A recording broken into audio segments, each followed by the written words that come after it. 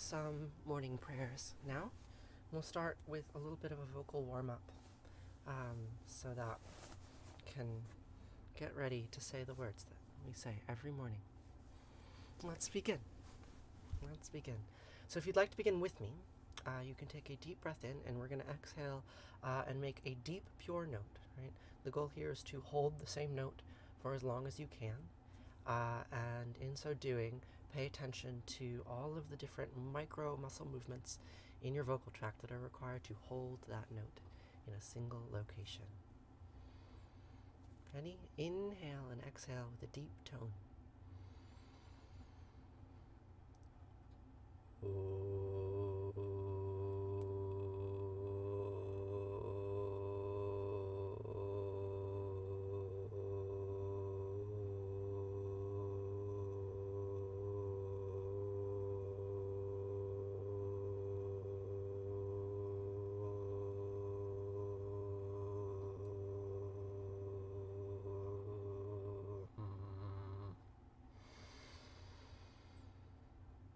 Inhale. Do I believe in reincarnation?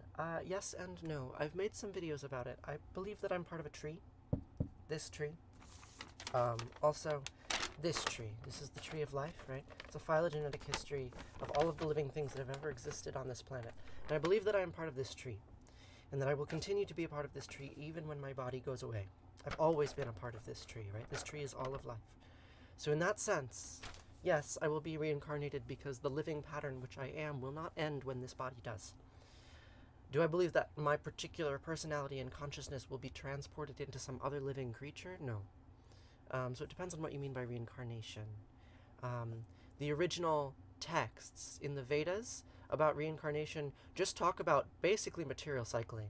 They talk about a body being burned, cremated, and turned into smoke, and then the smoke raining down as rain to be absorbed by plants, to be eaten by cattle, to be eaten by a prince, right? They talk about reincarnation the way we talk about food webs. So in that sense, sure, I believe in reincarnation. So the word is underdefined.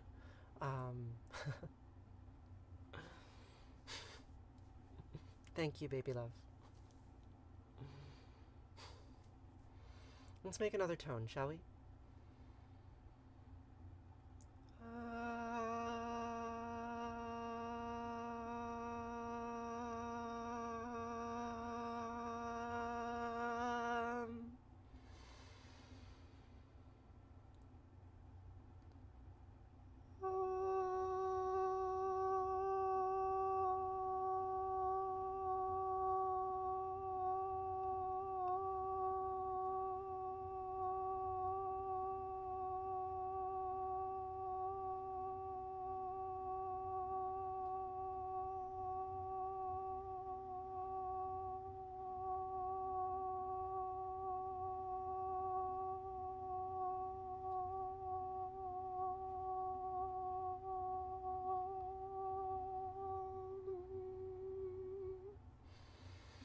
That was fun.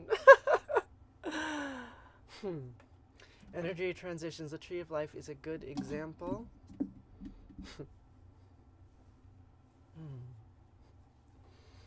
Baby love is here all the time. She is an incredible moderator. Incredible.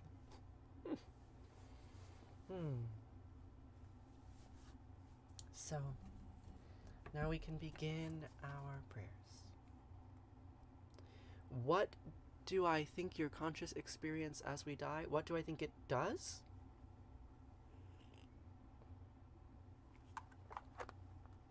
What do I think my conscious experience does when I die? Where does it go?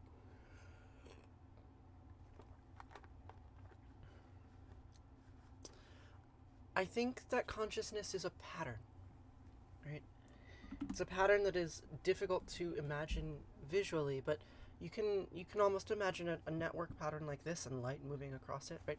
Consciousness is a dynamic pattern of moving electricity, right? And I say that metaphorically and actually. And what happens is that the pattern ceases. What is the experience of a pattern ceasing? I don't know. The pattern probably becomes simpler and simpler until it halts altogether, and there's no more activity in the organ, and then my consciousness is gone. But of course it isn't, because like every time I record myself, there's some pattern, conscious pattern that is me, that stays, right? That stays in digital form, or that stays alive in other people's minds, right? I don't think I'm anything but a neural pattern. So when the neural pattern goes away, it goes away, and I don't know what the phenomenological experience of that is. I imagine it's like falling asleep. Maybe with more pain, but I imagine it's basically like falling asleep, or like a fire dying, right? Just like slowly the energy and the structure dissipates. But I don't think it ever dissipates completely. And I don't think it ever will until all life goes away. Yeah. Does that answer your question?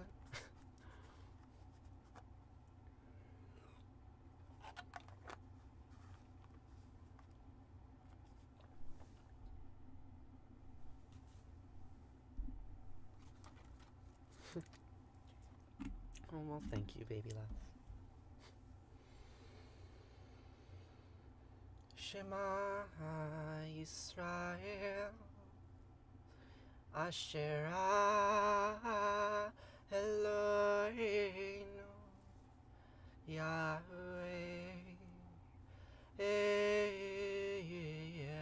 Echad.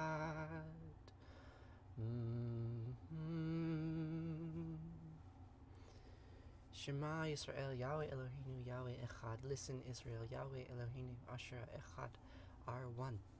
All these gods are one, like a serpent eating its tail. They contain one another. Because the universe is always growing, along with our ability to learn, we never completely die. No, our patterns persist. I don't think we ever completely die. But I will stop perceiving one day, thank God. Do you know how exhausting it is to perceive? To be a self? To be stuck in this personality? This personality is awful. I'm very selfish.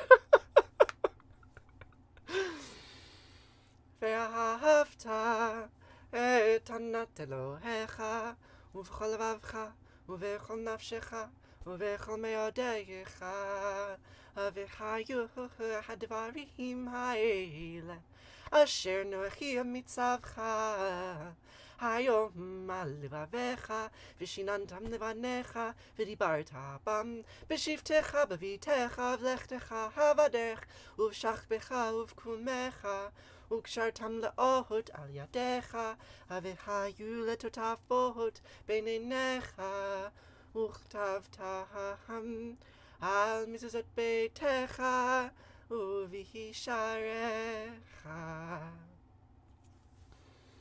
My personality seems wonderful. It is also flawed. It is also beautiful. It is also what it seems, right? You see the personality that I give to you. It is not the personality that the people who I live with see or have to live with day in and day out. You get a much more beautiful version than I actually am able to live.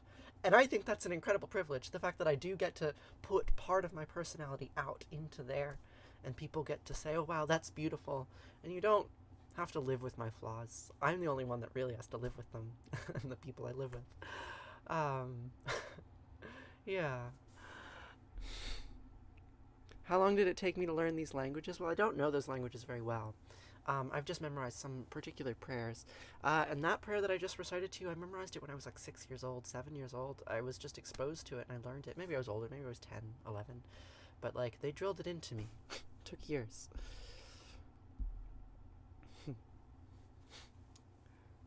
Thank you for the personality you're sharing with us. Well, you're very welcome. I'm glad you enjoy it. So that prayer, the translation of it goes, and you shall love Yahweh Eloheinu with all your heart and all your soul and all your might. And these words that I'm reciting today, teach them to your children. And recite them when you wake up and when you go to bed and when you are traveling and when you are at home. And you shall bind them as a symbol on your hand. And you shall let them serve as a sign on your forehead. You shall inscribe them on the doorposts of your houses and on your gates. Al mezuzot beitecha uvisharecha. Mezuzot, doorposts. I have a mezuzah right here. How many of you have mezuzahs in your homes? 1, 2, 3 maybe? What traditions are you all from? That's the question. What is that? What is a mezuzah? Can someone tell Colton? Can someone tell Colton what a mezuzah is? Someone who has one? There are no Jews here. Gosh, what a thing. What's that language called? Hebrew. Hebrew is the language. In the bottle is water. Everyone thinks it's milk because it says milk. It's for coffee. No, I just recycle bottles. What is the mark on my hand? Yes, but Jada, you know what a mezuzah is. You can answer the question. You're capable. I know you are. Hi. Good morning. How are you? What is this mark on my hand? This is an Ouroboros. And this is not strictly the symbol that the Vehafta refers to. Actually, this symbol was deemed heretical around 2,500 years ago by King Josiah, but, you know, he's dead. And the symbol's older than him. So, not confident to explain it. Good morning. So a mezuzah, here's a mezuzah. Mezuzah, this is a mezuzah. Mezuzah contains this prayer. I got it multiple times on this little altar. A mezuzah contains the Vehafta, which is the prayer that I just recited, right? So the prayer says, copy me. And the tradition that has grown up around that prayer is that people write the prayer in little scrolls and then bind the scrolls on their doorposts, because the prayer literally says, Al mezuzot betecha uvisharecha, inscribe it on the doorposts of your houses and on your gates. So the prayer gives instructions and then people do the instructions. And that's why I say this prayer every morning. It's pretty simple, right? Like most Jewish prayers, if you read the translation, there's stuff about Yahweh that I don't care to repeat, about how he's the glorious king of everything, and I'm just not super into that. But this prayer I can repeat endlessly, because I think it contains the germ of the tradition, right? It says, you shall love God and repeat their name, and teach these words to your kids, and talk them on TikTok, apparently. Inscribe them on your hand, right? And I put a snake on my hand instead of something more Yahwistic because the tradition is older than Yahweh, right? This is Asherah's symbol. Here's Asherah. We'll get to Asherah in a bit.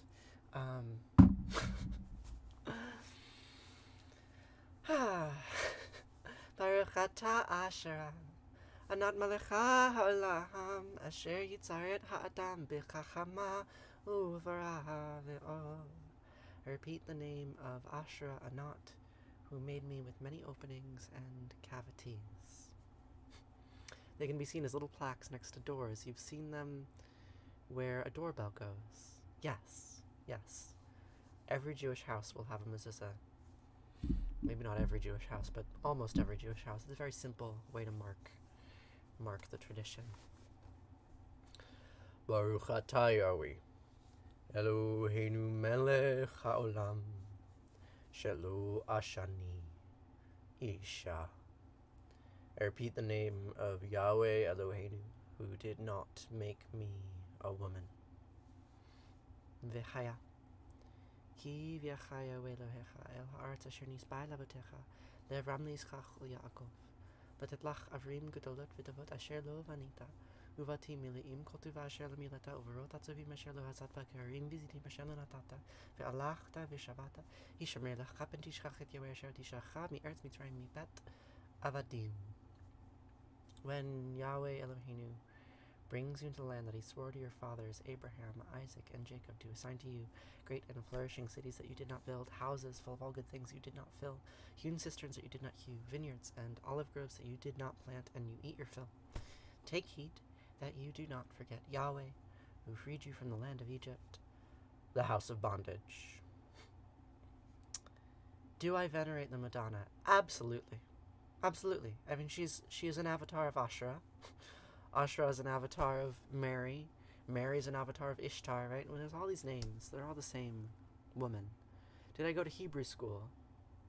As a child, was that frustrating? Yes. I did go to Hebrew school. They had me memorize a lot of Hebrew, and I'm grateful that I memorized those prayers, but they did not tell me what they meant, and everything that I could learn about what they meant I found rather distasteful, And it took me many years and a gender change to figure out how I could relate to the tradition. And the way that I relate to the tradition is through the Madonna, right? Like, I don't usually use those terms because that's a Christian word, right?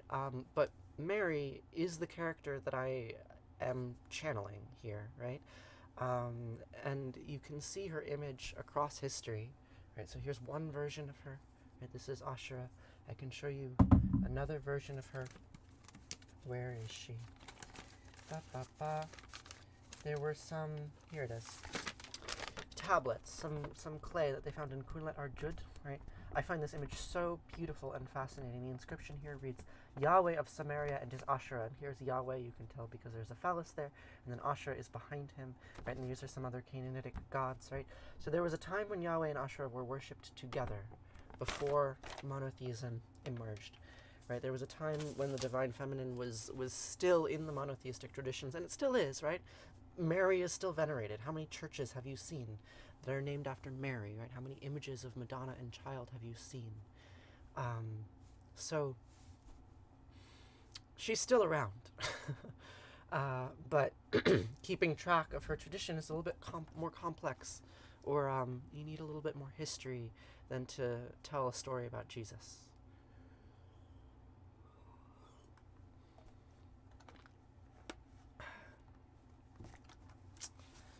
So, now we can sing a song. Much more history. We can sing a song about Ashura. This is a song that Leonard Cohen wrote. It's not just a song about Ashura, it's, I mean, Ashura is a death goddess. When I say Ashura, I'm not actually referring to, like, the historical Ashura most of the time. I'm referring to the divine feminine more generally, which is perhaps a little bit anachronistic. But there's a death goddess, right? She's worshipped in many forms. I watched a very interesting documentary recently by a YouTuber named Religion for Breakfast about a folk saint named Santa Muerte, Saint Death. She's a skeleton, but a female death goddess. It's an old image. So this song is about this female death goddess and about the invasion of Jerusalem by the Babylonian Empire and the destruction that was wrought, and how the death goddess reimagines that destruction as a kind of wedding, or an orgy, even. So here's that song. It's called Last Year's Man by Leonard Cohen.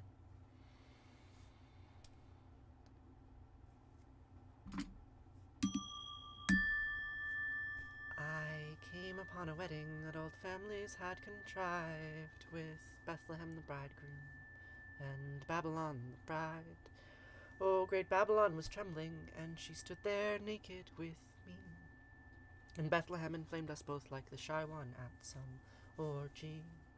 And when we fell together, all our flesh was like a veil, that we had to draw aside to see the serpent eat its tail. Oh.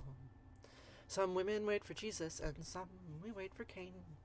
So I'll hang upon this altar, and I'll hoist my axe again, and I'll take the one who finds me back to where it all began, back when Jesus was the honeymoon, and Cain was just a man. And we'll read from pleasant Bibles that are bound in blood and skin, that Ashura is gathering all her children back again.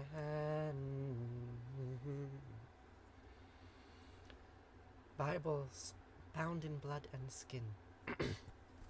Ashura is not always a pleasant character, right? The ancient goddess was known to eat her children, like a snake that consumes its tail. That's why this is her symbol, right? It's not a pleasant symbol. But nonetheless, I think she can give us an understanding of death that is amoral, that is not so tinged with this talk of kingship and goodness and badness. It's just life and death and how they've always been intertwined. You could fall asleep if the words weren't so interesting. Well, if you need sleep, please do sleep.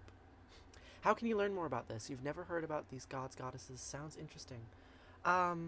Well, there's lots of fantastic books that you can read. There's a really great one called The Language of the Goddess by Maria Gimbutas.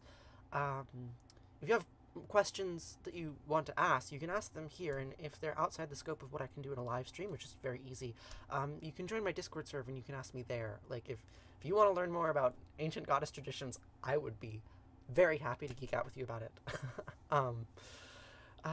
One day I'll teach a class on it. One day when I figure out how to monetize my time better.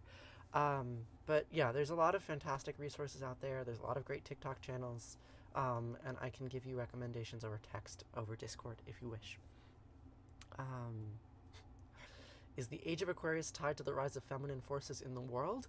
That is certainly a modern American myth. I don't think that myth meant that 2,000 years ago when Plato first wrote of the Age of Aquarius. I don't think Plato was the first one to write about it either, but he did write about it. But what it's come to mean since the 1960s in America is, yes, it's associated with feminism. It's a kind of feminist myth. I don't know that much about it, to be honest, the anthropology of that particular story. Can I do some more stretches soon? You want more thirst traps, huh? I'll post some more thirst traps soon, sure. I'm glad you're here. I'm glad you're all here. You're into Greek, South Asian, and Egyptian mythology, so that'll be cool. Thanks. Yeah, I'll make more content about this stuff at some point when I have more time. Kajananam Buddhaganati Sevitam Kapita Jambupala Sarabakshitam Ummasutam Sakavinasakarnam Mahamatim Divya Mayuravahanam Ridasyasinam Sarasainanatam Guham Sadanam Saranam Prapadye Yaku Hendutu Saraharadavala Yasupravasvarita Yavinavaranda Manditakara Yasveta Padmasana Yabramachuta Sankara Pratrapi Devasada Pujita Samampatu Saraswati Bhagavati Nihesadyadyapa Om Namah Shivaya Gurave Sachidananda Murtaye Nisparanchaya Santaya Shishivanandaya Te Namaha Shri Vishnudevanandaya Te Namaha Om Sarva Mangla Manglaye Shive Savarta Sadike Saranye Trayambake Gauri Narayani Namostite Narayani Namostite Om Om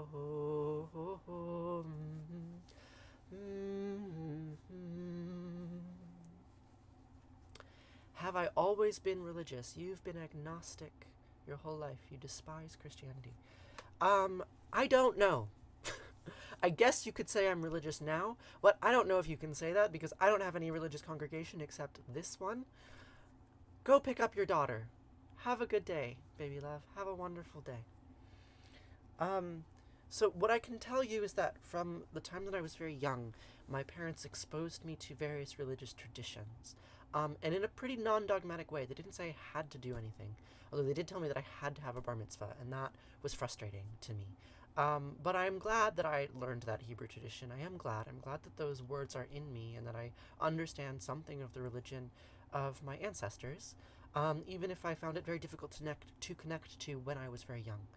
And then I studied, and when I transitioned, I certainly developed a different orientation to the sacred, you could say, or the infinite, maybe. So my practices have changed over time. I haven't always been like this, and I'm not sure that what this is religious, because people ask me my religion, and I cannot tell them the answer, and I find that troubling. But I do pray with you all in the mornings, and I find that very comforting, and I'm very grateful for you all, for your presence here with me today and every day.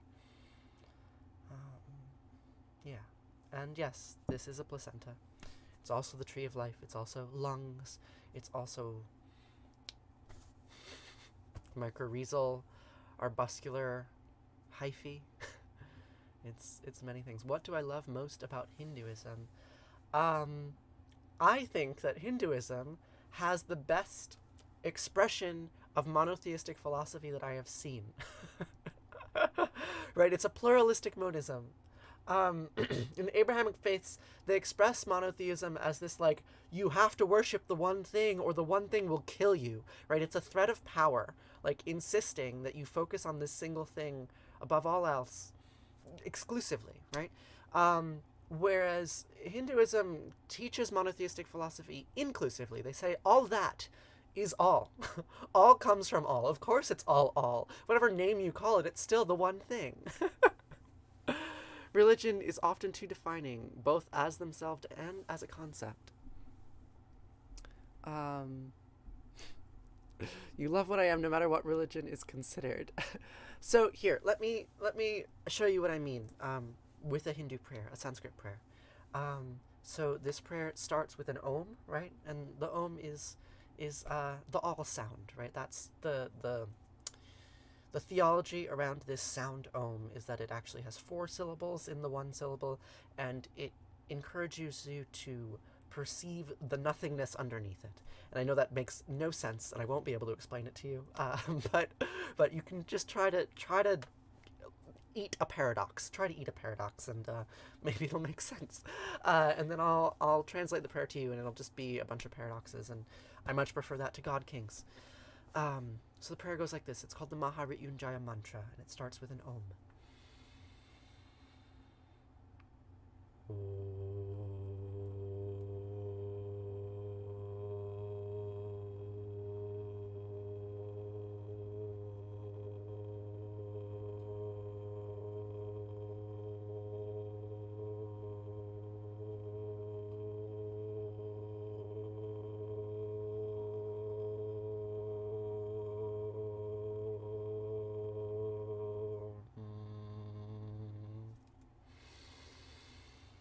Trayambakam yajamahe Sigandim pushya vardhanam Urva Rukami bhavandanan Mrityar Mukshya mamritato Trayambakam yajamahe Sigandim pushya vardhanam Urva Rukami bhavandanan Mrityar Mukshya mamritato Sarvesham svastir bhavatu sarvesham shantir bhavatu sarvesham purnam bhavatu sarvesham mangalam bhavatu sarve bhavantu sukhina sarve santu niramaya sarve bhadrani kashantu ma kashid dukhabhag bhave asato ma satyamaya tamaso ma jyotirgamaya mrityor mamritam gamaya Om Purnamadam Purnamidam Purnat Purnamudachyate Purnasya Purnamadaya Purnamivavashishate Om Shanti Shanti Shanti Om Peace Peace Peace. That outer world is full. This inner world also full. From fullness comes fullness. If you take fullness from fullness, fullness remains. Like a serpent that eats its tail. Om, peace, peace, peace. See what a beautiful statement of monotheism that is, right? It says you cannot separate all from all. You cannot separate God from everything else, right? It's always been all. It always will be all. Even if you think what is inside you is the totality of everything, even if you think what's out there is too big to possibly contain you, they reflect one another. Did I self-learn all of this? Took an elective in school about South Asian religion and you're impressed. Sure. I mean, what does it mean to self-learn? Like, I've been exposed to various traditions. I've worshipped in Hindu context. Like, I've spent extensive time in ashrams, and I learned some theology there. I've also read some books, and I was also exposed to electives in high school, right? And each of them taught me something slightly different. I learned it because I'm curious, and the information is out there, right? I don't know what learning is besides self-learning.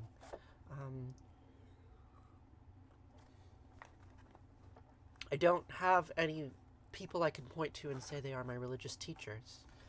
I wish I did. But, you know, my grandfather inspires me, I suppose. He taught me a thing or two about Judaism. My mother taught me about Hinduism. It's hard to say where I learned this stuff. This song I learned from a girl that I had a really big crush on in college. And it's a song about prayer. Goes like this. I don't want to pray to my maker. I just wanna be feeling free.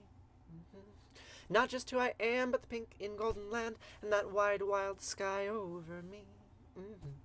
Help me to the sun, hey, I'm looking everywhere. See, I'm looking to become not the prayer, but the prayer. And I don't want to pray, no. I don't want to pray, no, no, no. I don't want to pray, hey, hey, hey. We don't want to pray, pray. And it's not much good to talk, better to walk it. Woo-hoo, not much good to take, better to give. We are done, forgiven, and forgotten of our sins. And I promise you, my friends, all that dies will live again. So, pardon, God and Mom, what I'm saying isn't fair. See, I'm looking to become not the prayer, but the prayer. And I don't want to pray, no. I don't want to pray, no, no, no. I don't want to pray, hey, hey, hey. We don't want to pray, pray. I love Allah, Allah made love. And Yahweh, Yahweh made hate. Asher, Asher, I made good. And Anat, Anat made bad. Elohim made love. And Yahweh, Yahweh made hate. I love Allah. God made, God made, God made. But I don't want to pray to my Maker. I just want to be what I see. Not like in a book or the leaves of trees that shook from a word that means only not a thing. Hashem. Pardon. God and Mom, what I'm saying isn't fair. See, I'm looking to become not the prayer, but the prayer, and I don't want to pray, no. I don't want to pray, no, no, no. I don't want to pray, hey, hey, hey, hey. We don't want to pray. Oh, settle. Pray, pray.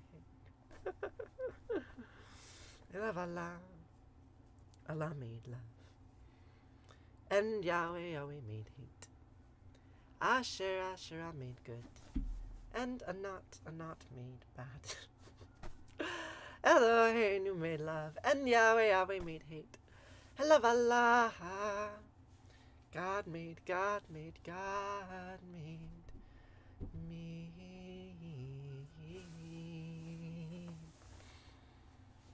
Except that's a fiction. You know that, right? None of those gods exist outside of the stories that we choose to tell about them.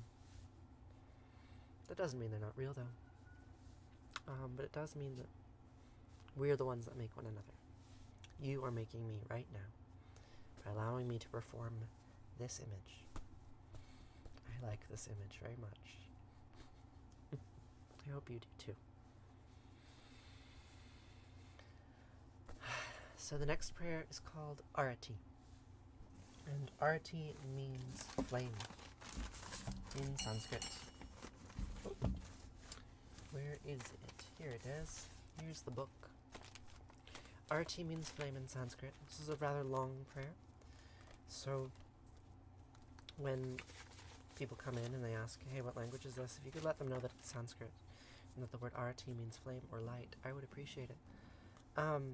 So I don't know if the human who asked me what my favorite thing about Hinduism was, I don't know if you're still here.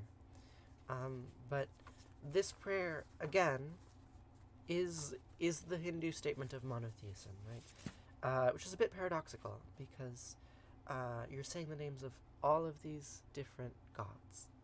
Wildflower, you're back. Welcome back.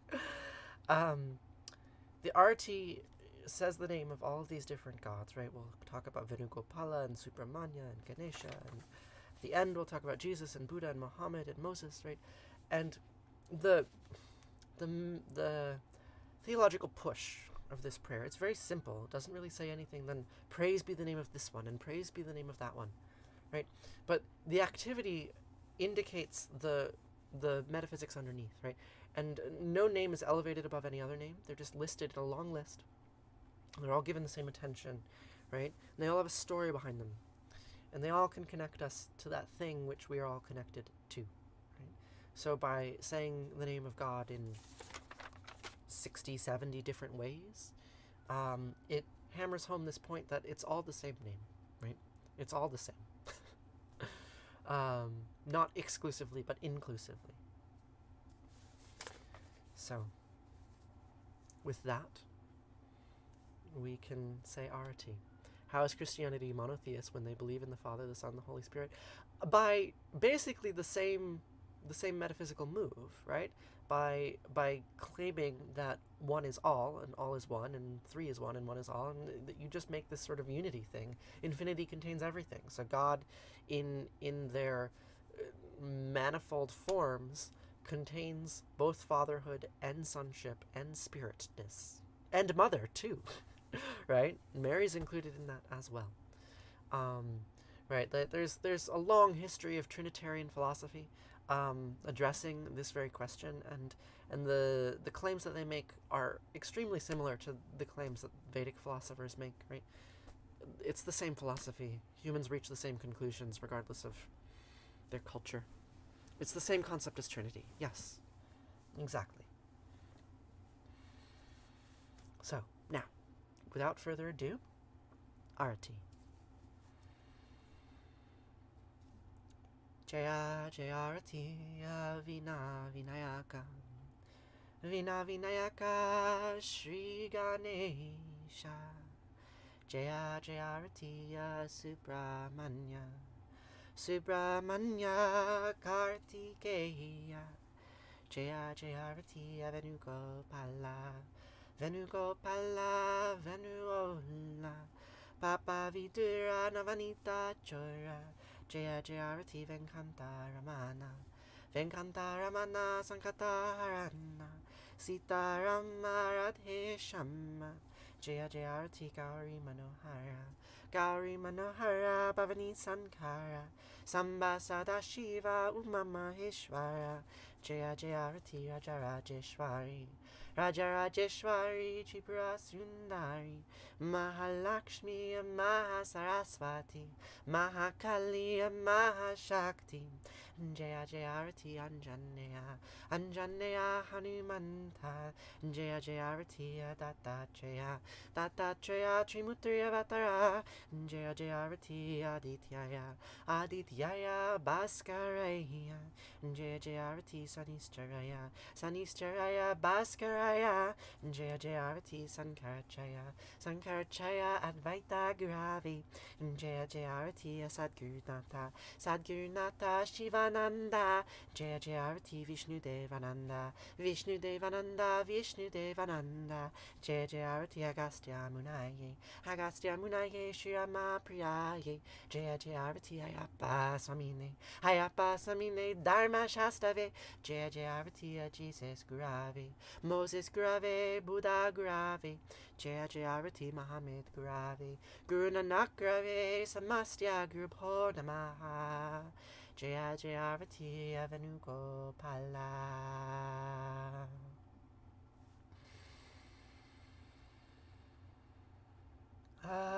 Natatra Suyobati Natandrakaratam Nima Vidyobati Kutaya Magni Twameva Bantamanabandi Sarvam Tasya Basya Sarmidam Vivanti Om Gange Kayamane Kaivagovari Saraswati Narmade Siddhikaveri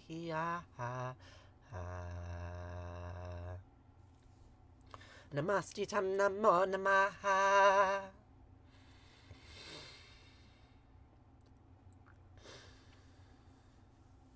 Neither the sun shines there, nor the moon, the stars, nor lightning. So from where does its light come? When that shines, everything shines after that.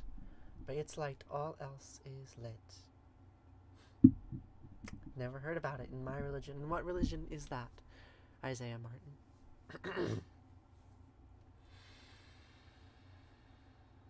Tvameva mata chapita tvameva Tvameva Bantisha Saka Tvameva Vidya Javinam Tvameva Sarvam Mama Deva Kayena Vacha Manasendriyarva Buddhyat Manava Prakrite Sabhavad Karomyad Mangalam Parasmahe Narayana Iti Sarmar Payami Sarvadhamam pravichaya mamikam saranam vija aham svam sarvapapayo mokshayami masucha.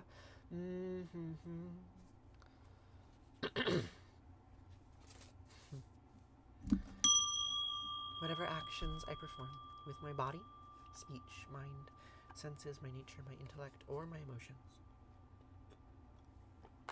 All these I dedicate to you. Thank you all for being here with me. That song is so interesting, spanning the thousands of years of deities. Jesus being a relatively new ad. Yes! Isn't that cool? I mean, it depends on what you mean by relatively new. Certainly relatively new as in that, like, there are parts of this prayer that are hundreds, if not thousands of years old, and Jesus was only added in the last 50 years or so, 60 years, by American Shivananda practitioners, right? Jesus as a deity is, strictly speaking, 2,000 years old, right? 2021 years old, something like that. And some of these Hindu deities are younger than that. Some of the gurus that they speak of have not been around for that age. Guru Nanak, for example, was only 600 years ago-ish. Some are older. Kali is certainly much older than Jesus. When do deities make the cut? Who decides who makes the cut? We do, right? The bearers of culture make those decisions. In every generation, new decisions get made. New gods get made, new gods get forgotten in every generation. That's how it's always been. You could listen to me talk about history for hours, really. Thank you. That means a lot. Is this breakfast stream? Yes. We're going to have breakfast very soon. Oh no, I've got some hiccups. We're going to have breakfast very, very soon. I've got one more prayer for you before breakfast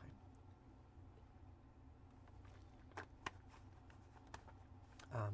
And that prayer is called Kaddish. Speaking of old gods and new, the word Kaddish is a very ancient word. It comes from a Semitic root, ketesh, which is most commonly translated as holy. But the root of the word can mean many different things, right? So there was a goddess 3,500 years ago named Ketesh. She looked like this, a little bit. This is a modern drawing, but some attributes that she has you can see here. So she rides a lion. She carries snakes. She arouses gods. And you see evidence of her name in other Hebrew words, like Kadisha, which means prostitute. And you see that word in the Torah a handful of times. Kadosh means holy. Quite the suggestive picture, yes.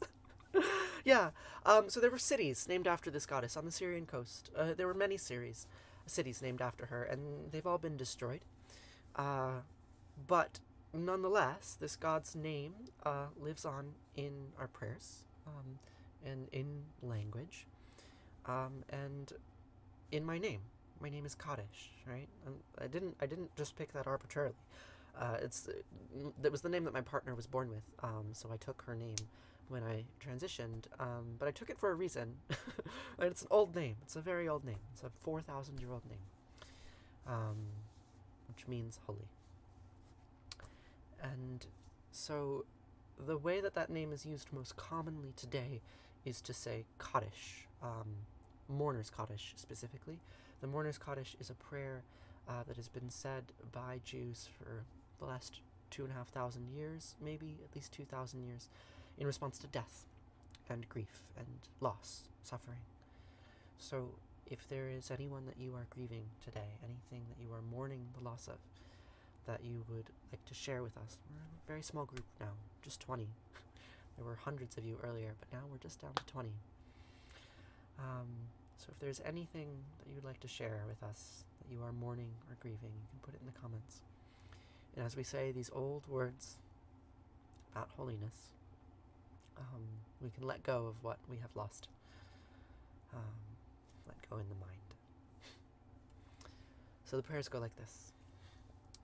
Yitgadal v'yitgadash shemei Rabbah v'yamad ivrachiyute v'yamlich malchute b'chayachon v'yomechon v'chayedu kol beit Yisrael b'galau v'yizbat kri v'yimru amen. Yehi shemei Rabbah miva'arach li'olam olmei olmaya Yitbarach, Vishtabach, Vitbaar, Vitraman, Vitnase, Vitadar, Vitale, Vitala, Shame, de Kudisha, Berechu, Le'ela min kol birchata b'shirata, Tushbichata, Venechemata, Diamiran Biama, Vimru, Amen. Yehi Shalom Arabah, Min Shemaya, V'chayim Aleinu, V'yachol Yisrael, Vimru, Amen. Ose Shalom Bimramav, Huya Ase Shalom, Aleinu, V'yachol Yisrael, Vimru, Amen. Ose Shalom Bimramav, Huya Ase Shalom Aleinu, V'yachol Yisrael, Vimru, Vimru, Amen.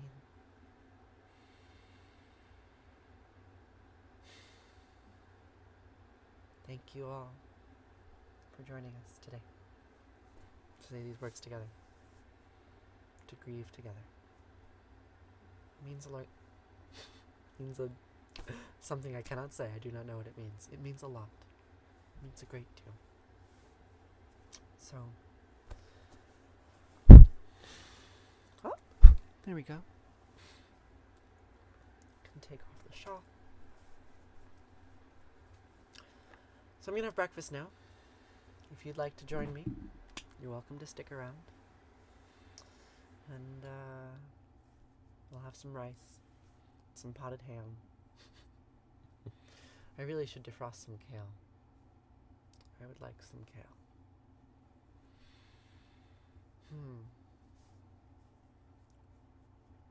Another time.